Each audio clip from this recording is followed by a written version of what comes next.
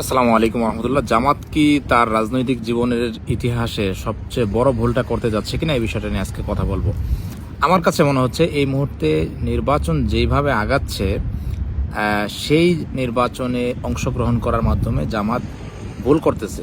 কিভাবে ভুল করতেছে দেখেন, নির্বাচন হবে এতে কোনো অসুবিধা নাই, কিন্তু নির্বাচনে যেখানে আমরা দেখছি যে বিএনপির অলরেডি জামাতের আমির বললেন যে 39 জন প্রার্থী তারা ব্যাংক ডাকাত, ব্যাংকের টাকা নিচে ফেরত দেয় নাই।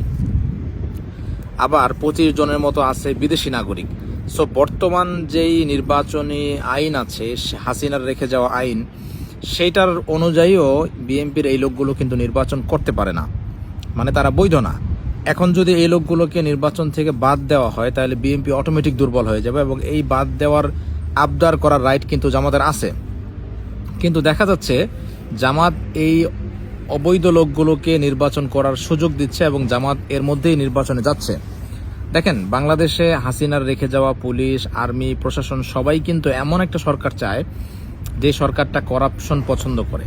তারা কিন্তু জামাতকে কোনোভাবেই চায় না, এবং এই লোকগুলোই যারা ব্যাংকের টাকা মেরে দিছে, এরা ভবিষ্যতে আরও টাকা মারবে, এটাই স্বাভাবিক। এবং এরা এই টাকাগুলো, এদেরকে বলা হয়েছিল মাত্র 2% টাকা যদি ব্যাক করে ফেরত দেয় তাহলে তারা লিগালি নির্বাচন করতে পারবে, কিন্তু সেখানে তারা 2% টাকা না দিয়েও নির্বাচন কমিশনারের উপরে চাপ দিয়ে তারা কিন্তু নির্বাচন করার দিকে যাচ্ছে।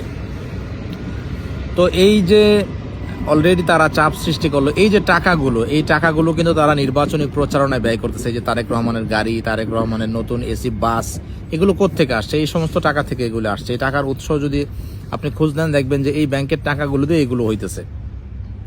তারপরে এই টাকাগুলো হচ্ছে এরা ব্যবহার করবে ভোট কেনার জন্য। এখন জামাত যদি মনে করে যে হচ্ছে যে আপনার ফেসবুকের প্রচারণা দেখে যদি জামাত মনে করে যে জামাত জিতে যাবে, তাহলে জামাত ভুল করবে। জামাত এখন এমন একটা শক্তিশালী জায়গায় আছে, বাংলাদেশের ইতিহাসে জামাত কখনো এত শক্তিশালী জায়গা ছিল না। এখন যদি জামাত বলে যে এদেরকে বাতিল না করলে আমি নির্বাচনে যাব না, তাহলে কিন্তু নির্বাচন হবে না। এরকম না যে হাসিনার মতো করে ওই জাতীয় পার্টিকে বিরোধী দল বানায় নির্বাচন করে বিএনপি ক্ষমতায় চলে যাবে। বিএনপির এই শক্তিটুকু হয় নাই। কিন্তু যদি এই চোর বাটপার যাদেরকে নমিনেশন দেওয়া হয়েছে এরা যদি নির্বাচনে যায়, এরা অবশ্যই পাশ করবে, এরা টাকার জোরে পাশ করে যাবে। এবং প্রশাসনও এদেরকেই চায়, যারা দীর্ঘদিন যাবৎ লুটপাট, ঘুষ, দুর্নীতি, চাঁদাবাজি করতেছিল, এটা যাতে ঠিকঠাক মতো করতে পারে, এই জন্য চাঁদাবাজিতে, ঘুষে অভ্যস্ত এমন একটা দলকেই প্রশাসন চাচ্ছে। সো সেই জায়গায় জামাত যদি এখন ভেটো দেয়, তাহলে যেটা হবে যে এই প্রার্থীগুলোকে যদি বসায় দিতে হয়, তাহলে বিএনপি এমনি অর্ধেক মৃত হয়ে যাবে। কারণ বিএনপি কখনো চিন্তা করে নাই যে নির্বাচনের আগে নির্বাচন কমিশন থেকে তারা এরকম একটা বাধার মুখোমুখি হবে। ঠিক আছে, বিশেষ করে যে সানাউল্লাহ যিনি আছেন, সাবেক ব্রিগেডিয়ার জেনারেল, আমার কাছে মনে হয় উনি কিছুটা ভালো মানুষ কম্পেয়ার টু প্রধান নির্বাচন কমিশনার, যিনি হাদির মৃত্যুর পরে বলছিলেন যে এটা একটা বিচ্ছিন্ন ঘটনা।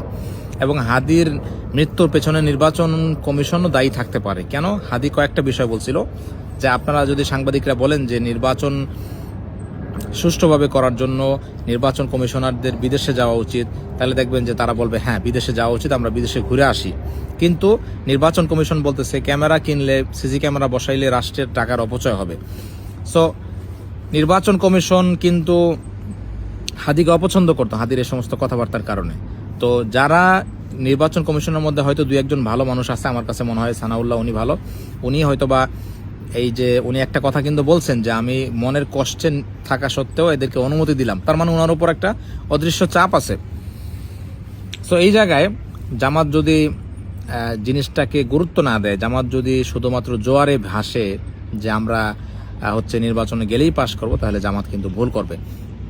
এবং জামাতকে চেষ্টা করবে বিএনপি জামাতকে একটা বড় ব্যবধানে হারানোর জন্য। যদি বড় ব্যবধানে হারাইতে পারে, 2/3 বেশি সিট যদি বিএনপিকে দিয়ে দেওয়া যায়, তাহলে বিএনপি একটা ফ্যাসিস্ট হয়ে উঠতে পারবে, তারা যে কোনো আইন পাশ করতে পারবে।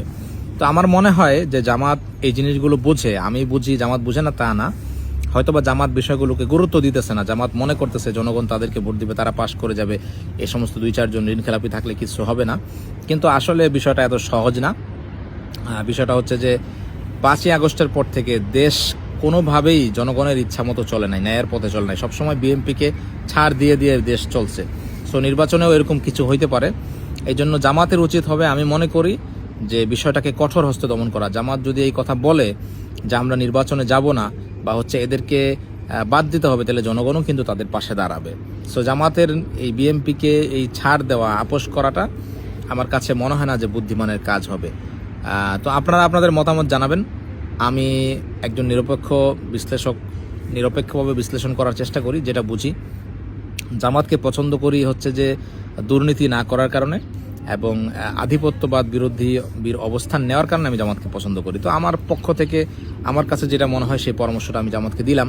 আপনারাও আপনাদের মতামত জানাবেন যে আমার কথাটা কতটুকু যৌক্তিক। আমি যদি ভুল বলি সেটাও কমেন্টে জানাতে পারেন। ভালো থাকবেন, আল্লাহ হাফেজ।